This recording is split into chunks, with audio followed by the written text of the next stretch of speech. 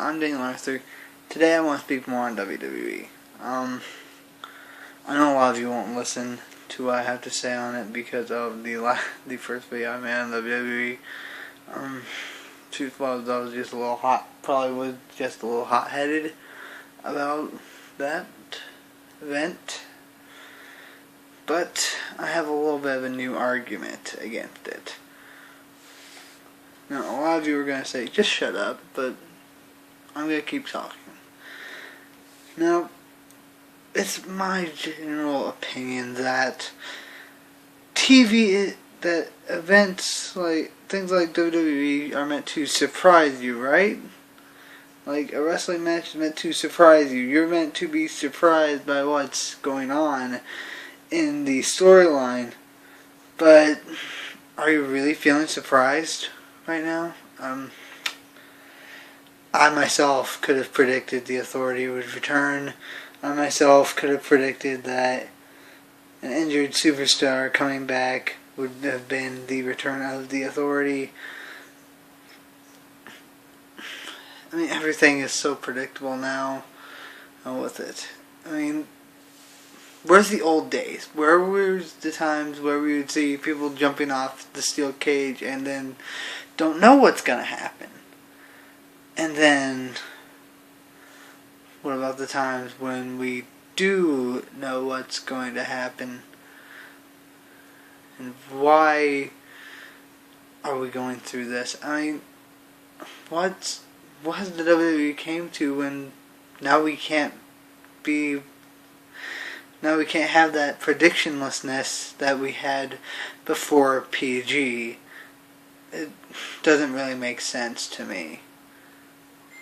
This WWE Network thing is, I don't really care about it, okay? I don't really care that they have it. I don't really care about how much price it is. I don't care about what they have on it. But they need to do something to make their quality better, or else they will lose everything. Make things less predictable, guys. Make them less predictable. I mean, I could even watch Days of Our Lives and it would be better than that. Because Days of Our Lives is actually surprising. A while back, I wasn't really watching it. I was in the room, I was on my tablet watching videos, and it was on there. I was going like, oh, does somebody plan to explode Salem? I was like, I doubt it. Surprising. And other things on other channels, it always ends up in a surprise. The Flash. If you've seen The Flash, you've seen Harrison Wells. He was a surprise. Nobody knows who this guy is, yet in the latest episode he became Reverse Flash. He's now known as Reverse Flash. And now there's even more surprise in why is he helping Barry if he's Reverse Flash. So we have all these questions that we're asking. Are we really asking those with WWE? I mean, taking for granted that these are all fiction. And all of these things I'm mentioning have storylines that they go by. Hey, and is WWE really surprising? Does it have those questionable characters like the Flash? Does it have those interesting backstories? Does it have anything actually interesting about it? Does it have those surprising moments like Salem blowing up and getting a house in Salem? But it's part of Salem.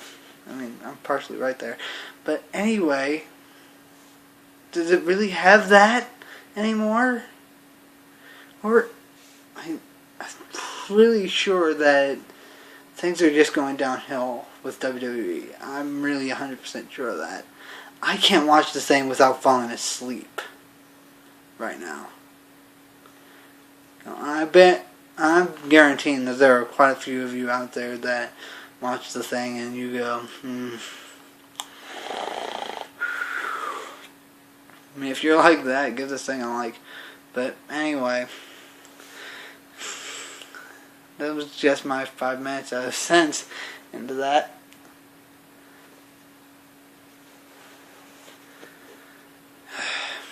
What I'd like to see is them stop. If you guys would be asking, well, what should they do? I'd say stop being PG. I mean, stop being something that WWE shouldn't really be. And another thing, stop being hypocrites. Now, not everybody believes that the WWE is fake. I'm one of the people that believes it is fake.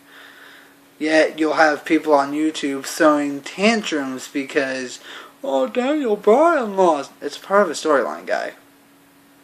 Get over it. But there's that. And then they'll say this stuff like they have this bullying foundation that says, oh, bullying's bad. But they'll do it on their show even when they should really know that there are people who don't treat it as fake. And even then, there are the people who are copying these moves that they're doing.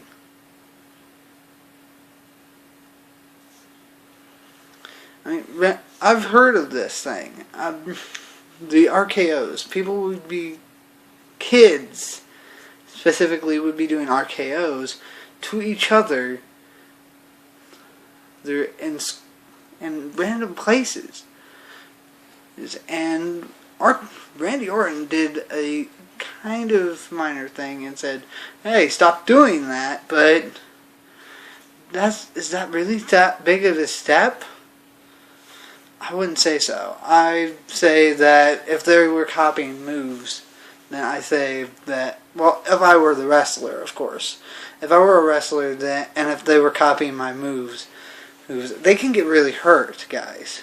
We have to be 100% honest with that. People can get hurt doing these things that they see on TV. Yeah, I mean, you won't see a kid trying to fly. Okay, maybe you would, but then they'll realize, oh wait, I can't fly. I don't have the Kai from Dragon Ball Z. And that would stop it. But then they have the WWE. I mean, they have the little do not try this at home thing, yet kids are going to try it at home anyway. Hey, because why not? It's really a big dilemma here. I really am strongly against kids watching WWE. Honestly, I'm really against WWE period right now because of, well, reasons I had explained earlier in this video. I mean, nothing is really hate-worthy on there.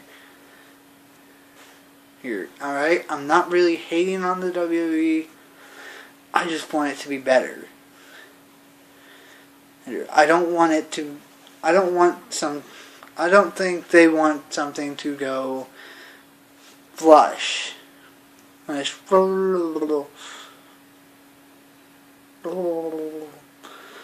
I'm pretty sure that the strong fans of WWE won't want that either. And I'm pretty sure a lot of people do miss the non-PG days of WWE.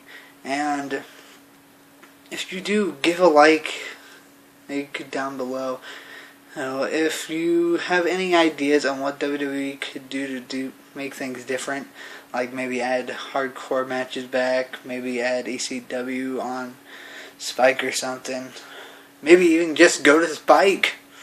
Who knows?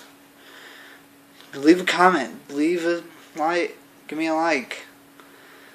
I know there are people out there who believe in this, and if you don't show it, then how are things going to change?